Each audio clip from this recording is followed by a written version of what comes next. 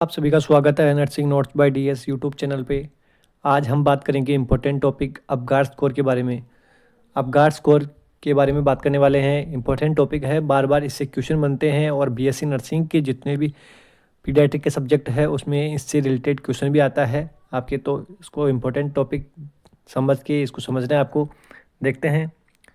सबसे पहले जो अपगार स्कोर था उसको किसने डेवलप किया? डॉक्टर वर्जीनिया अपगार ने 1952 में इसको डिस्कवर किया था। इसको डेवलप किया था वो डॉक्टर वर्जीनिया अपगार ने 1952 के अंदर। इम्पोर्टेंट चीज़ है। इसके बाद में हम सेकंड बात करते हैं। और एक इम्पोर्टेंट चीज़ इसमें कि ये हम इसका पर्पज़ क्या है मेन, अपगार स्कोर चेक करने का पर्पज़ क्या है? तो ये हमें जो न्यू बॉर्न है उसके एडजस्टमेंट को बताता है एक्सटर्नल एनवायरनमेंट में। जब भी कोई न्यू बॉर्न होता है तो उसके एडजस्टमेंट की इंफॉर्मेशन देने के लिए हम अपगार स्कोर परफॉर्म करते हैं। Adjustment of new born in external environment में न्यू बॉर्न का एडजस्टमेंट बताने के लिए असेस करते हैं अपगार स्कोर।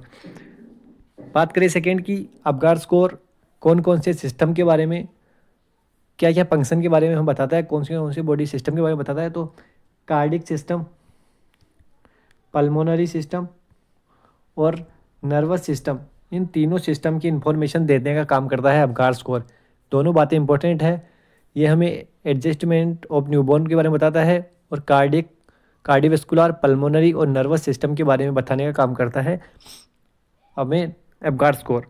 हम नेक्स्ट बात करते हैं कि अपगार स्कोर कब चेक करना होता है। इम्पोर्टेंट बात है, अपगार स्कोर हमें 1 मिनट आफ्टर बर्थ और 5 मिनट पे,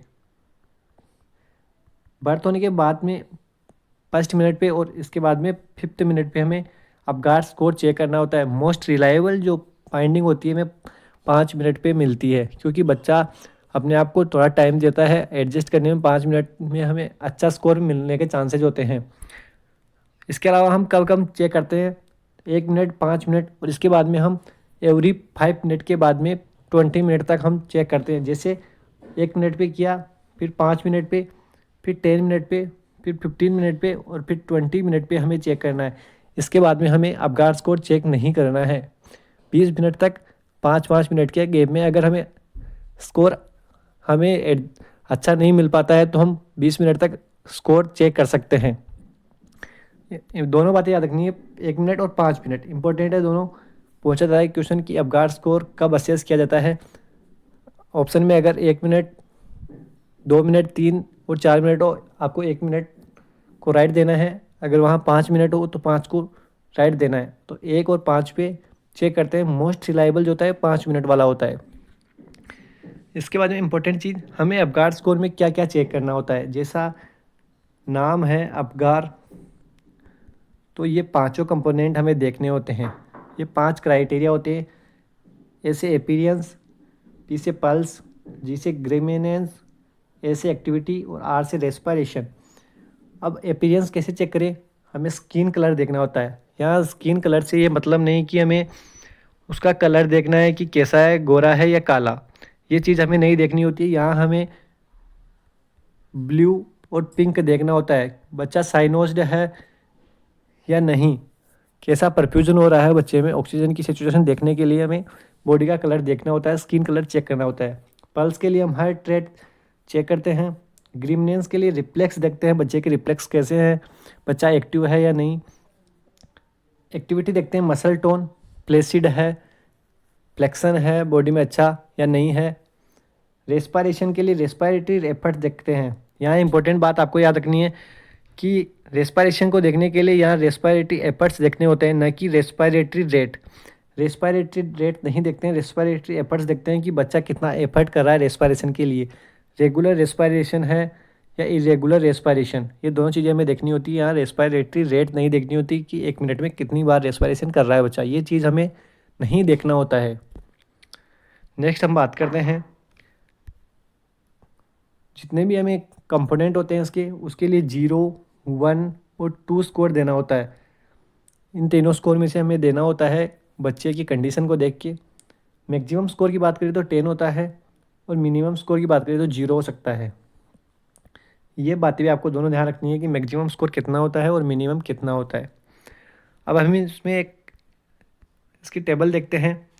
यहाँ दिया गया है क्राइटेरिया और ये 0, 1, 2 स्कोर।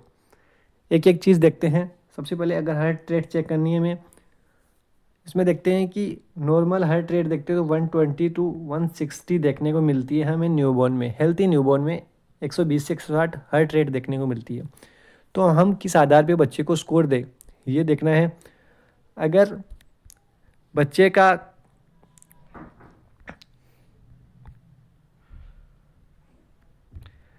यहाँ हार्ट रेट चेक करने के लिए हमें नॉर्मल हार्ट रेट 120 से 160 होती है। हमें हार्ट देखने के लिए देखना है कि अगर बच्चे की हार्ट रेट 100 से ज़्यादा है तो हमें 2 अंक देने हैं, और अगर एब्सेंट है तो 0 देना है। और हम अगर बच्चे की हार्ट रेट असेस करते हैं तो या 80, 70, 60 ऐसे कुछ मिलती है, 100 से कम मिलती है तो हमें 1 स्कोर देना है। 100 से ज़्यादा पे 2, अगर एब्सेंट है हार्ट रेट तो 0, और 100 से कम है तो 1 स्कोर देना है। इसके बाद में हम सेकंड कंपोनेंट देखते हैं, रेस्पिरेटरी एफर्ट्स। रेस्पिरेटरी एफर्ट्स में हम देखना है कि बच्चा नॉर्मल रेस्पिरेशन कर रहा है या एबनॉर्मल। यहाँ इंस्पायरेशन, एक्सपायरेशन, इंस्पायरेशन, एक्सपायरेशन, ये नॉर्मल पैटर्न है। अगर नॉर्मली बच्चा सांस ले रहा है तो हमें 2 स्कोर देना है, और अगर नॉर्मल रेस्पिरेशन ना करके इंस्पायरेशन के बाद में थोड़ा गैप, फिर इंस्पायरेशन, फिर इंस्पायरेशन, फिर गैप, अगर ऐसे कर रहा है, इरेगुलर रेस्पिरेशन है, तो हमें 1 अंक देना है। और अगर बिल्कुल ही रेस्पिरेशन नहीं कर पा रहा है बच्चा तो 0 अंक देना है। इंपॉर्टेंट दोनों चीज़ें समझनी है आपको। अगर रेगुलर रेस्पिरेशन है, रेगुलर इंटरवल पर इंस्पायरेशन एक्सपायरेशन हो रहा है तो आपको 2 नंबर देने हैं। अगर इंस्पायरेशन के बाद में एक लंबा गैप ले रहा है बच्चा, फिर इंस्पायरेशन कर रहा है, फिर इंस्पायरेशन कर रहा है, फिर रुक रहा है, अगर इरेगुलर रूप से रेस्पिरेशन कर रहा है तो आपको 1 नंबर देना है, और बिल्कुल ही रेस्पिरेशन नहीं कर रहा है तो 0 नंबर देने हैं। नेक्स्ट बात करें मसल टोन की। मसल टोन आपको चेक करना है। अगर जो बच्चा बॉर्न होने के बाद में, जन्म लेने के बाद में, अगर आप उसको बेड पर रखे हुए हो, अगर अच्छा फ्लेक्सन है उसके हाथ पैरों में, तो आपको 2 नंबर देने हैं। फुल्ली फ्लेक्स्ड है उसके हाथ और पैर तो 2 नंबर देने हैं। अगर सब कुछ फ्लेक्सन दिख रहा है, ज़्यादा फ्लेक्सन नहीं दिखा पा रहा है बच्चा, थोड़ा कम एक्टिव लग रहा है, तो आपको 1 नंबर देना है। और बिल्कुल ही मसल्स फ्लेक्सन नहीं हो पा रहा है, कॉन्ट्रैक्टिबिलिटी बिल्कुल नहीं है बॉडी में, तो आपको 0 नंबर देना है। जैसे कि आप किसी बच्चे के हाथ को ऊपर उठाते हो तो बच्चा उसको फ्लेक्स ना करके वापस नीचे गिरा देता है हाथ को, तो उस कंडीशन में आपको 0 नंबर देने हैं। इसके बारे में हम बात करें रिफ्लेक्स रेस्पॉन्स। यहाँ रिफ्लेक्स चेक करने के लिए आपको सबसे पहले स्टिमुलाई देनी पड़ेगी बच्चे को, क्योंकि ये इनवॉलेंट्री होते हैं। हम जब स्टिमुलाई देंगे तो बॉडी रेस्पॉन्स करती है हमें, तो हम रिफ्लेक्स को चेक करने के लिए स्टिमुलाई देना ज़रूरी होता है। हम अब स्टिमुलाई कैसे देंगे, तो पेन स्टिमुलाई दे सकते हैं। पेन स्टिमुलाई के लिए हमें बच्चे के जो सोल होते हैं उन पे थोड़ा ज़ोर से टच करना होता है 2-4 बार। अगर बच्चे को पेन होगा तो बच्चा क्राई करेगा। और एक तरीका और है, जो बच्चे का नोस्ट्रिल है उसमें सक्शन कैथेटर जब भी इंसर्ट करेंगे हम, तो बच्चा जैसे ही इंसर्ट करेंगे तो स्नीज करेगा, तो वो उसके रिफ्लेक्स को शो करता है। अगर ऐसी कंडीशन देखने को मिलती है तो आपको स्कोर 2 देना है। अगर यहाँ आपको 1 कब देना है, ग्रीमेंस की कंडीशन में। ग्रीमेंस का मीन्स जैसे आप कैथेटर, अगर सक्शन कैथेटर इंसर्ट करते हो नोज में, बच्चा स्नीज नहीं करके थोड़ा फेस के एक्सप्रेशन को चेंज करता है थोड़ा बहुत, तो उस कंडीशन में आपको 1 देना है। स्नीज ना करके फेस के एक्सप्रेशन को अगर चेंज कर रहा है उस कंडीशन में आपको 1 देना है। अगर स्नीज कर पा रहा है तो आपको 2 देना है। और अगर बच्चे का ना तो फेशियल एक्सप्रेशन चेंज हो रहा है, ना वो स्नीज कर रहा है, कोई रिस्पॉन्स नहीं है, तो उस कंडीशन में आपको 0 नंबर देने हैं। नेक्स्ट बात करें स्किन कलर की।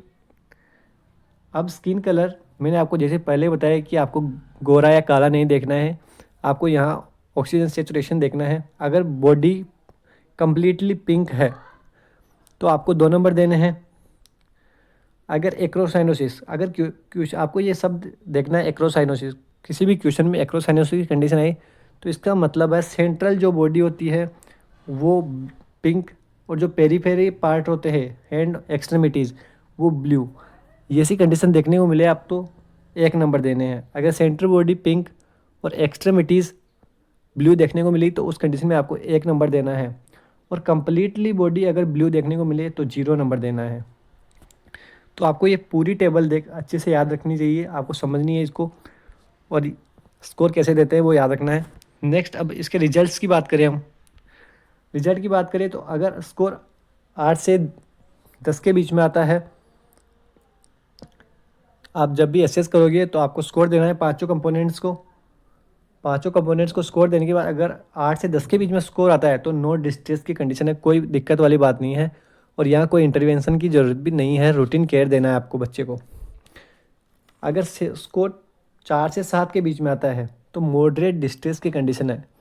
इस कंडीशन में आपको एयरवे को क्लीन करना है, उसके बाद में अम्बिलिकल कॉर्ड को काटना है, थोड़ा बहुत स्टिमुलेशन देना है बच्चे को, सुपाइन पोजीशन देनी है और ऑक्सीजन थेरेपी अगर ज़रूरत हो तो ऑक्सीजन थेरेपी भी आपको देनी है, क्योंकि एक्रोसाइनोसिस की कंडीशन देखने को मिल सकती है इस कंडीशन में।